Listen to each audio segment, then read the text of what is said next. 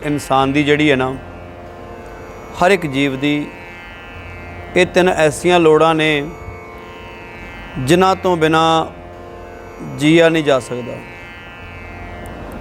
पर वेखो ये कुदरत जिहड़ी है ना, ये करतार दी है।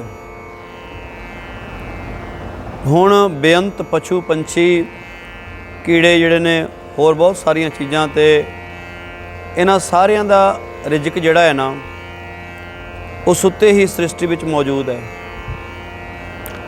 सारी रचना दे विच सिर्फ मनुख ही है जिहड़ा जिसने मेहनत नाल रोजी रोटी कमा के पेट पालना है। कुदरत दा ये बंधान है इंसान दे भले वास्ते। कुदरत ये सिखांदी है इंसान नूं, पर रोजी कमांदा कमांदा मनुख ये भुल जाता है कि सिर्फ जीवन निर्वाह लई है, ये सिर्फ जिउण वास्ते जिउण दी एक लोड़ है, जिंदगी बतीत करन दी एक लोड़ है। धन कमांदियां कमांदियां धन जिहड़ा है ना, वो मनुख दी जिंदगी दी थम्मी बन जाता है। धन पदार्थ इस वास्ते ते सब कुछ गुरु प्यारे हो जाता है। तोतियां नूं फड़न वाला की हुंदा है? मनुख को की कहंदे, तोतियां नूं फड़न वाला मनुख जिहड़ा है ना, वो ढोल वर्गा एक निक्का जिहा यंत्र बनाउंदा है। इस नाल दोहां पासियां तो सहारे नाल खड़ा करके ना, इस दे हेठले पासे पानी नाल भरिया एक खुला भांडा रख दिंदा है। ते यंत्र दे हेठ की है जी, वार जिहड़ा है वो तोते लई हेठले पासे वल नूं लटका दिंदा है। हुण गुरु साहब कहंदे ने, प्यारिओ जिंदगी का जिहड़ा सफ़र है ना, ये बहुत वड्डा ते बहुत औखा है।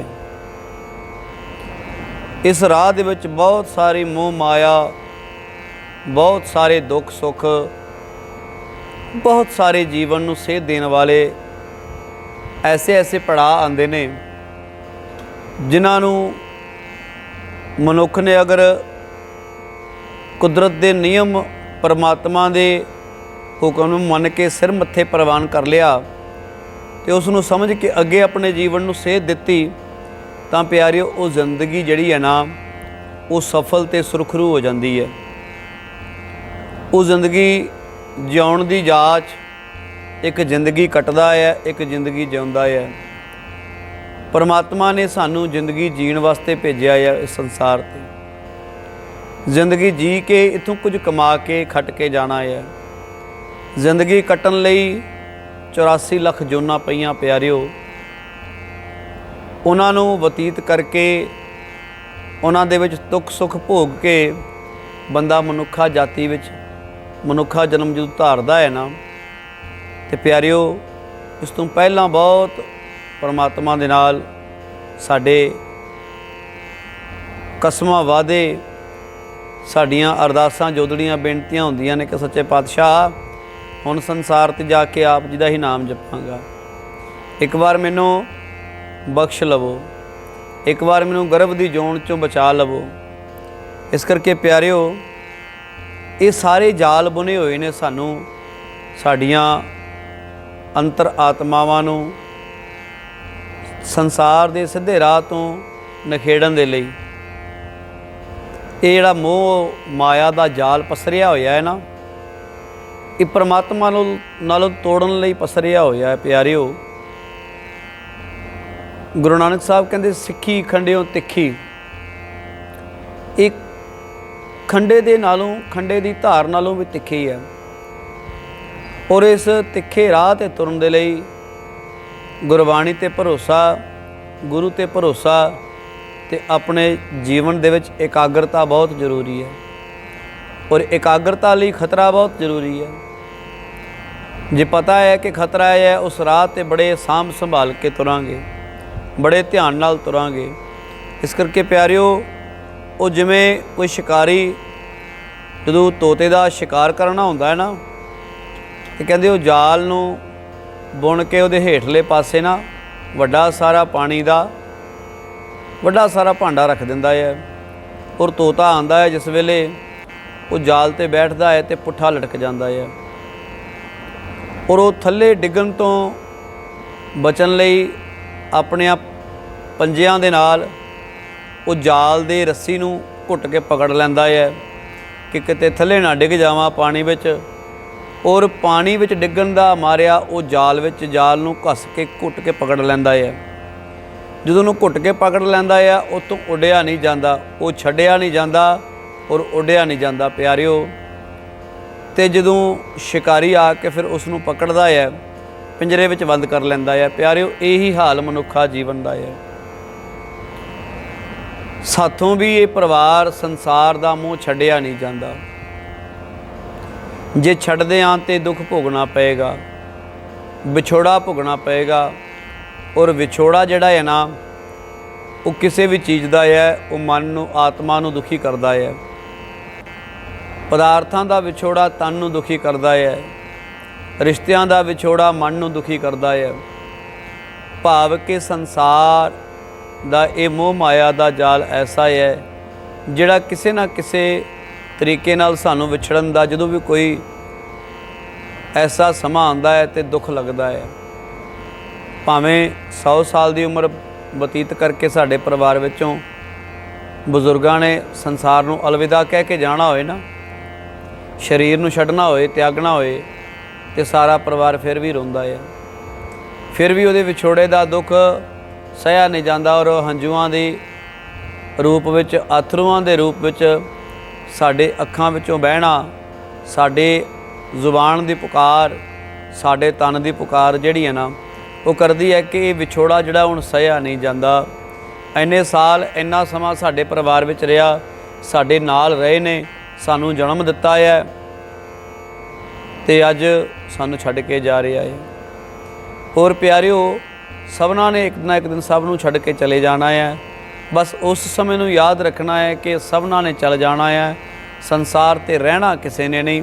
और इस संसार नूं इस गल तो समझण दा यतन करिए कि संसार आखिर है की चीज़ है। गुरु साहब कहंदे ये संसार यही मोह माया दा जाल है जिहड़ा छड्डिया ते जांदा नहीं। जे छड्डण दा यतन करदे आ इहदे नाल होर मोह वधदा जांदा है। जितना इस तो दूर जाण दा यतन करदे आ उसदा उतना ही उसदे नेड़े आउणा हुंदा है। गुरु प्यारिओ कहंदे जीवन निर्वाह लई ना रोजी कमांदे मनुख दा भी यही हाल हुंदा है कि कमाए धन दा मोह उहदे कारण उस धन नूं जिंदगी दा सहारा समझण लग पैंदा है। इस करके अंदर विछोड़ा दुख दा दर्द फिर हंझुआं विच आउंदा है। गुरु साहब कहंदे ने कि सूएट तो भाव सूएटा कहंदे ने तोते नूं। तोते का दृष्टांत दे के कबीर साहब जी इंसान की इस नवीं हालत का बयान इउं करते ने, जिमें गुरु साहब कहते ने ज्यों नलनी सुअटा गहियो मन बहु रारे माया इहो व्यवहार। जिमें तोते नूं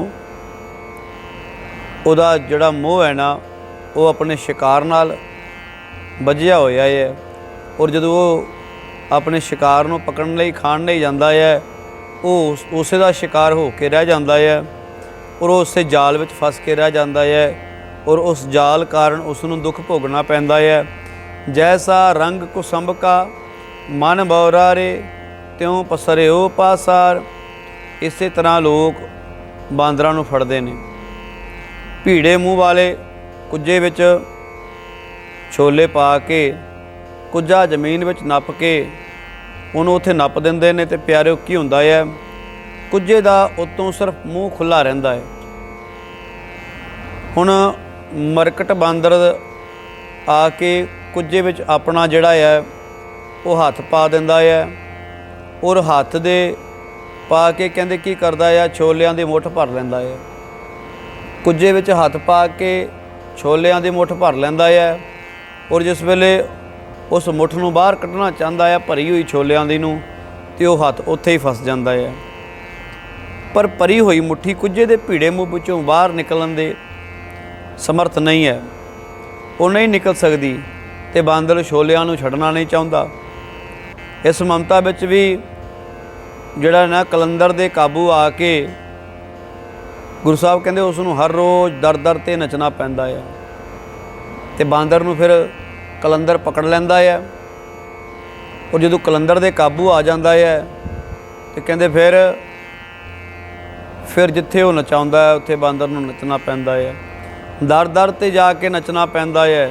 ਔਰ ਪਿਆਰਿਓ ਕਬੀਰ ਜੀ ਆਖਦੇ ਨੇ, ਮਰਕਟ ਮੁਸ਼ਟੀ ਅਨਾਜ ਕੀ ਮਨ ਬਉਰਾਰੇ, ਲੀਨੀ ਹਾਥ ਪਸਾਰ ਛੂਟਨ ਕੋ ਸਹਿਸਾ ਪਰਿਓ, ਮਨ ਬਉਰਾਰੇ ਨਾਚਿਓ ਘਰ ਵਾਰ।